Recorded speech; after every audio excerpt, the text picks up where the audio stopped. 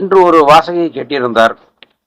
அவருடைய ஜோதிட நண்பர்கள் குரூப்பில் உள்ள பெரும்பாலானோர் நெகட்டிவான பலன்களை சொல்வதாக கூறினார். இவர்கள் சொல்வதில் பாசிட்டிவ் மிக மிக குறைவாகவும் நெகட்டிவ் மிக அதிகமாகவும் இருப்பதாகவும் அவை தன்னை பயமுறுத்துவதாகவும் கூறினார்.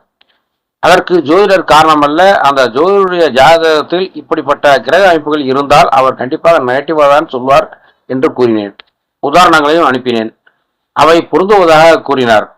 ஜோதிடர்கள் நெகட்டிவான பலன்களை கூறுவதற்கு காரணம் 5ஆம் இடம் அல்லது 5ஆம் அதிபதியுடன் பாவகிரகங்கள் தொடர்பு, இவற்றோடு 7ஆம் அதிபதியோ 7ஆம் இடமோ தொடர்பு. இவையன்றி 3, 6, 8, 12 இடங்களோ அதன் அதிபதிகளோ பாவகிரக தொடர்பு இருந்தால் அந்த ஜோதிடர் நெகட்டிவான பலன்களை பெரும்பாலும் கூறுவார், பயமுறுத்துவார். உதாரணமாக ஒரு ஜாதகம் கொடுக்கப்பட்டுள்ளது. இவர் என்னுடைய ஜோதிட நண்பர். இவருக்கு நெகட்டிவான பலன்களையே முதலில் சொல்ல வரும். இது எதனால் என்று என்னிடம் பலமுறை ஆலோசித்துள்ளார்.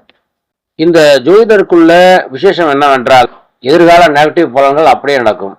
திக்பலம் பெற்ற 4ஆம் அதிபதி சூரியனும் 7ஆம் அதிபதி செவ்வாயும் ஆட்சி பெற்ற சனியும், மேலும் லக்னத்தில் உள்ள ராகுவுடன் இணைந்த 8, 11 திக்பலம் பெற்ற குரு, அவரின் பார்வை பெற்ற மற்றும் சனியின் பார்வை பெற்ற கேது, 7இல் உள்ள கேது பாக்கியாதிபதி, பாதகாதிபதி மற்றும் கர்மஸ்தானாதிபதி சனியின் சாரமும் பெற்றிருக்கிறார்.